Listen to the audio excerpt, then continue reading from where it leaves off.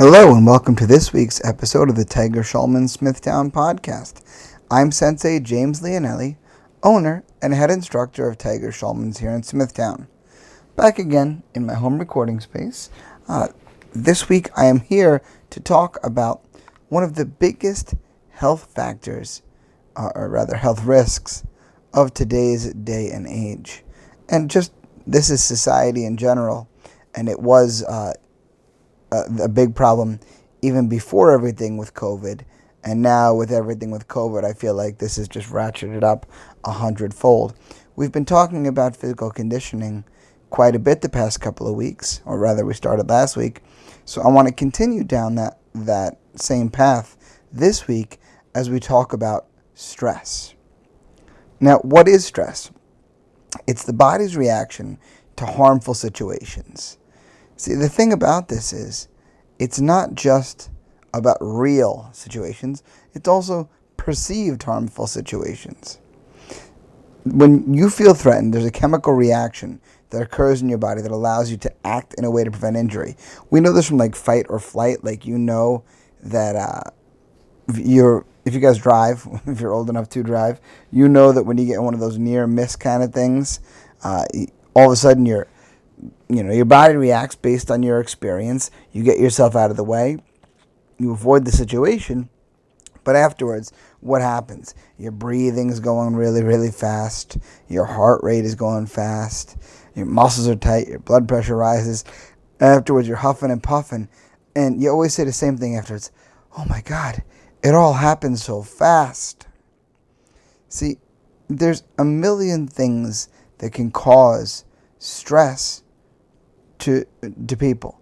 And that's the thing we have to remember, that some things will cause stress in you but won't cause stress in somebody else, and vice versa. See, stress in and of itself is not a bad thing. In certain small doses, it can definitely help push you a little bit. Right? It can help, a deadline is an example of stress.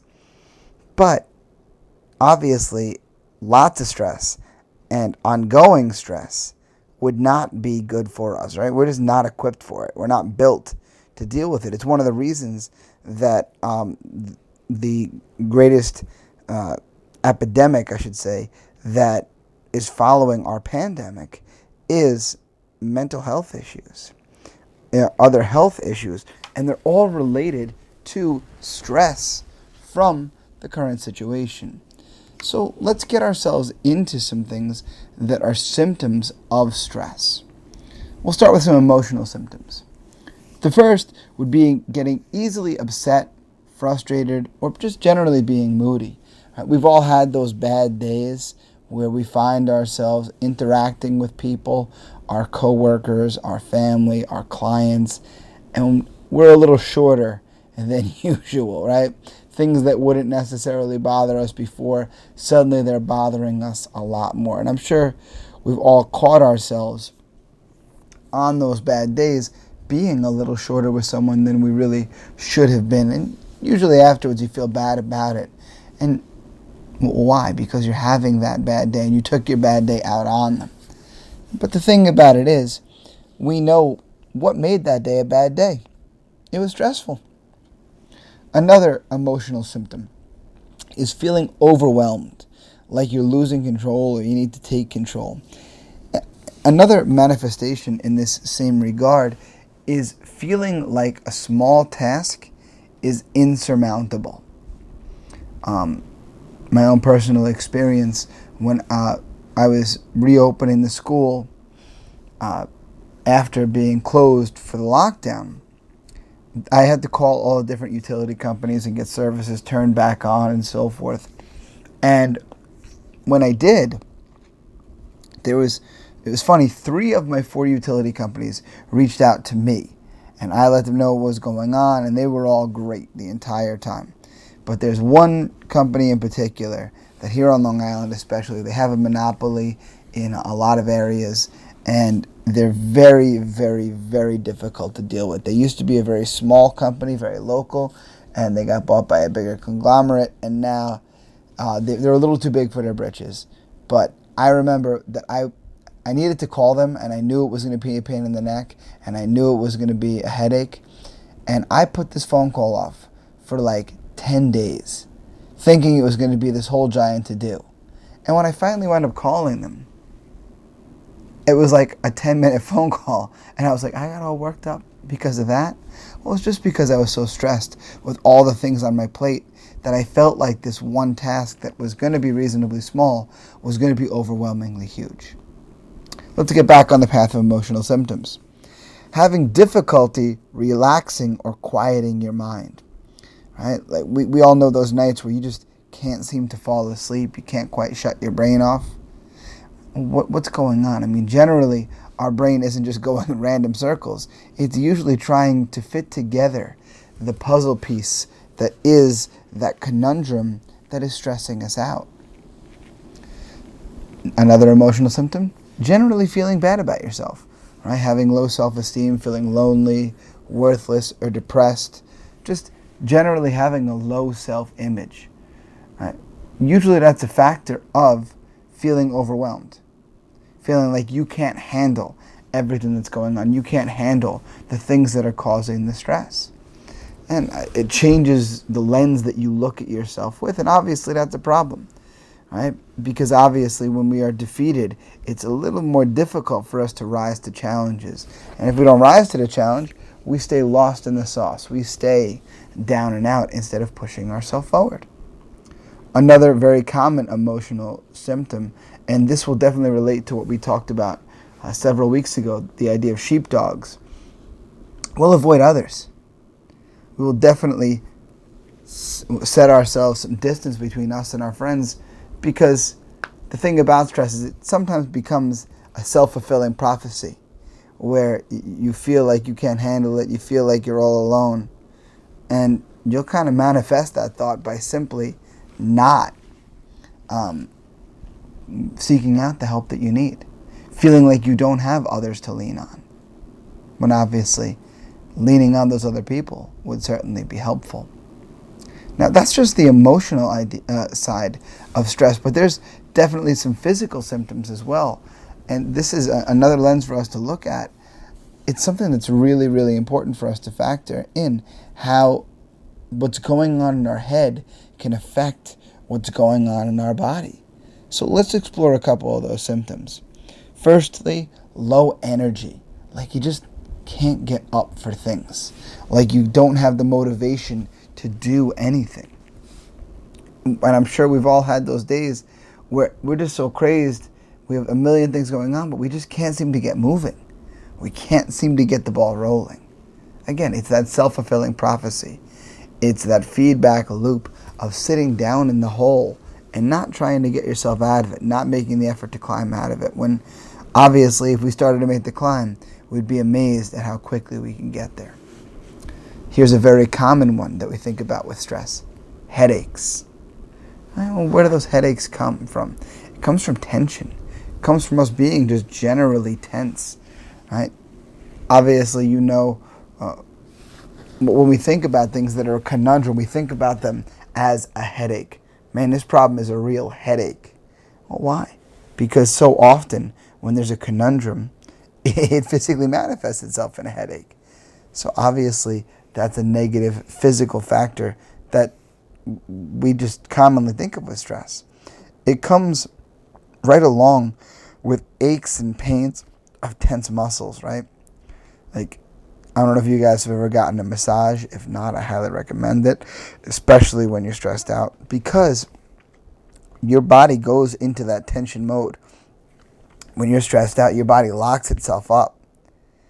And you hear quite often about how we carry stress here, there, or everywhere.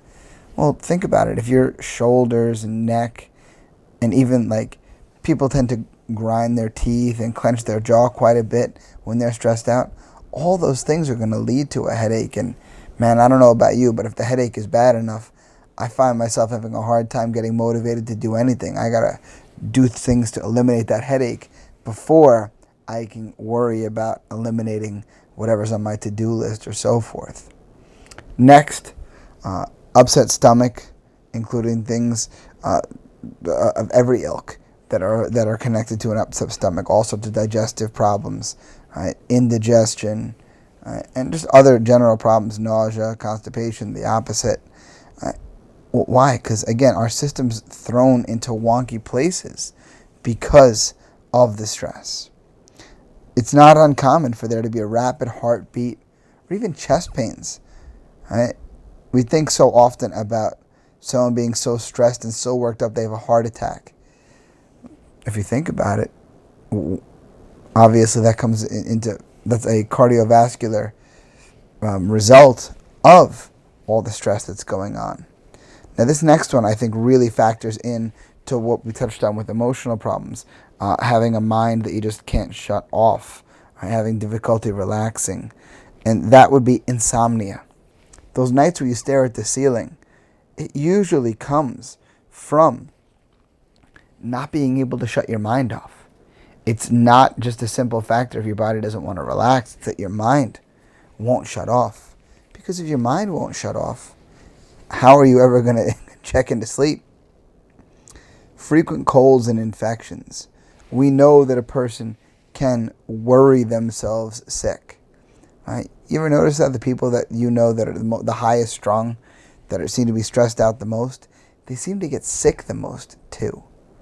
Well, why? Because it can have a real negative effect on your immune system.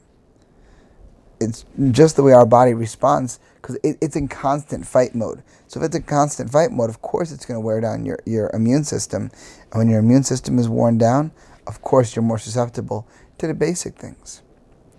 Obviously, in your relationships, there's going to be not only emotional distances there, but physical ones as well. Right? You're going to have loss of connections and desires. Again, based on stress, based on not feeling right in your own mind.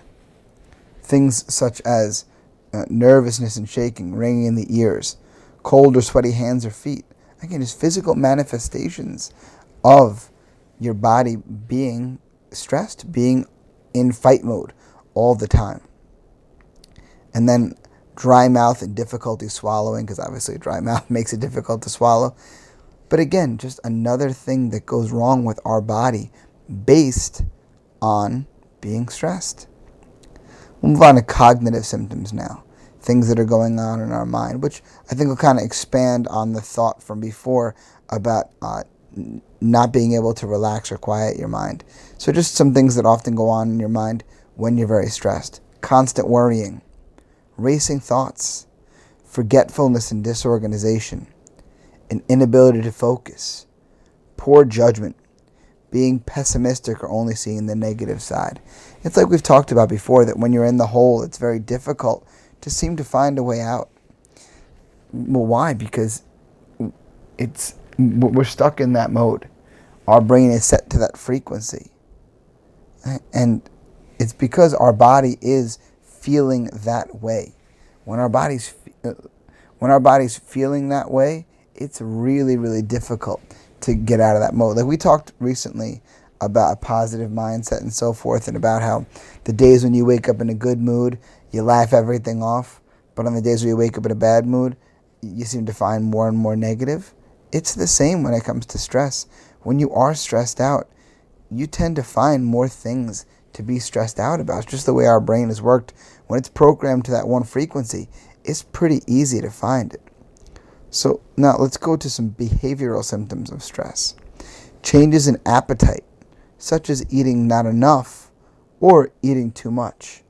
Right? People think often about stress eating, about gaining weight because of stress, but they don't think about the opposite, which is just as dangerous. Not eating, not fueling your system, and losing weight because of stress. Procrastination and avoiding responsibilities.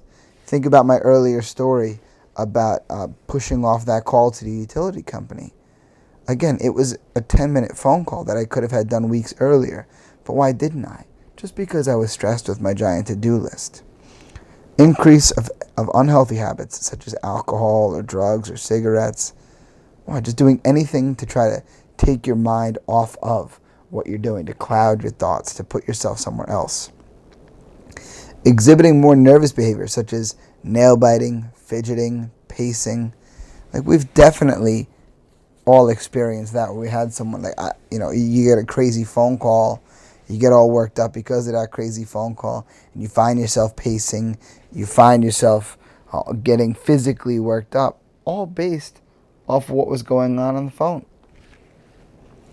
Now, the thing about this is it can exacerbate other serious health problems, right? Especially long-term stress. If someone has existing mental problems such as depression, anxiety, or personality disorders, stress is only going to make those things worse. It's only going to magnify those things to higher places. Think about it. If you're a person who suffers from depression, the idea of being stuck in a state of constant worry or racing thoughts, being pessimistic, those things are definitely not going to be helpful. You're going to be stuck in that place. Right? Cardiovascular disease, right? Again, the aforementioned heart attack, high blood pressure, abnormal heart rhythm, heart attacks, stroke, obesity. And obviously, if you're obese or you have opposite eating disorders, we talked about how stress can affect your appetite and the way that you eat, and obviously it would only exacerbate those problems. Women, it can mess up your cycle, obviously.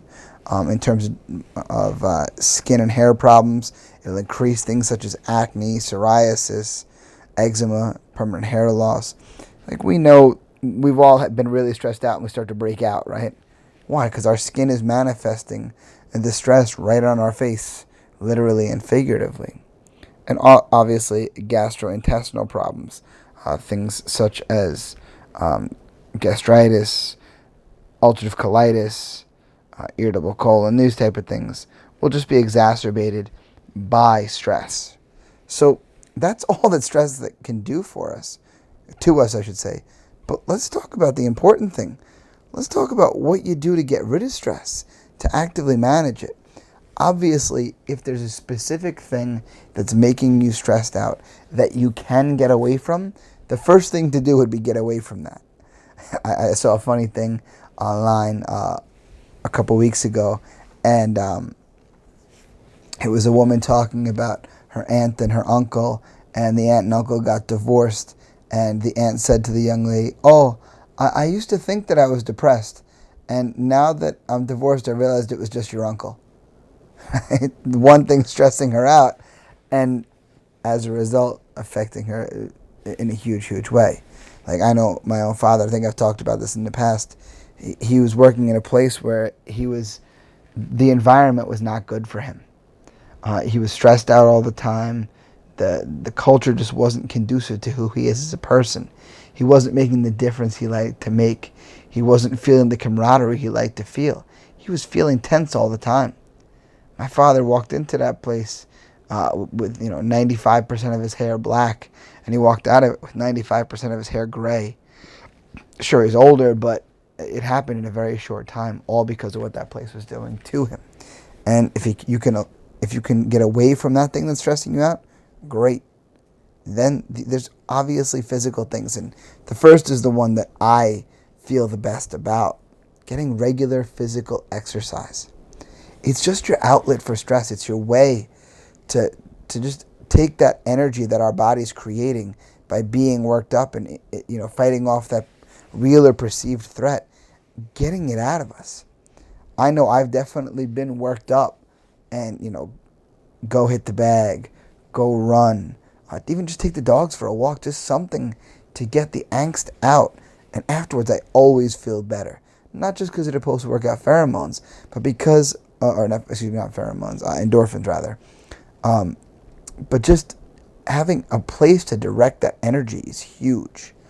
And you can even practice relaxation techniques such as deep breathing and meditation. If you're a person who likes yoga, things like that. I mentioned massage. A similar idea that I like that's on this vein is going floating, like we've talked about sensory deprivation floats.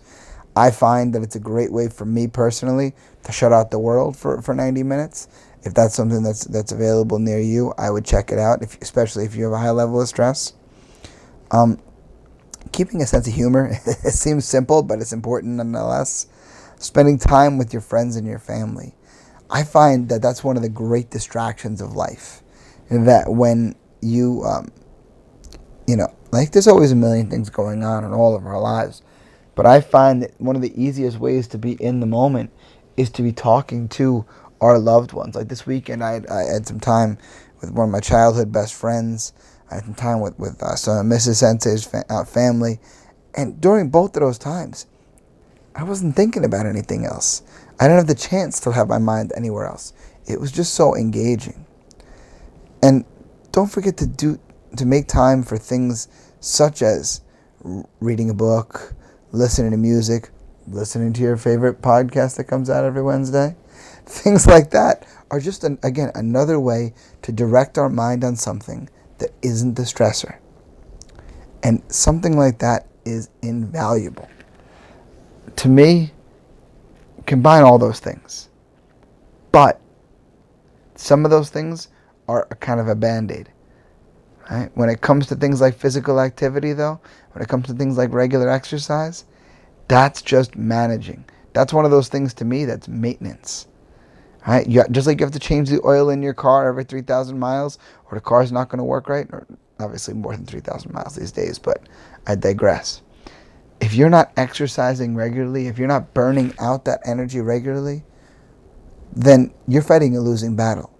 If you only exercise when you feel stressed, then exercise sometimes becomes a negative. I feel like the best medicine is preventative medicine. And I feel like exercise, as great as it is physically, it's also wonderful mental preventative exercise. So set your routine. Make that the first step in getting your mind in good working order. And as is the mind, so will follow the body. So use the body to get the angst out of the mind. That way, it'll be much, much easier for you to find that healthy place. So that's all I have for you guys today. As always, you can reach me via email, senseileonelli@gmail.com. You can find me on Twitter and Instagram at sensei_Leonelli. You can find me on Facebook. I'm Sensei James Leonelli. You can go online and find my school at tsksmithtown.com. On Facebook, we are at facebook.com/Tiger Schulmann Smithtown. On Twitter and Instagram, we are at TSMMA_Smithtown. You can find the podcast on Instagram at TS Smithtown Podcast. Find out more about the Tiger Schulmann's organization as a whole at tsk.com. And until next time, my friends, I'll see you guys on the mat.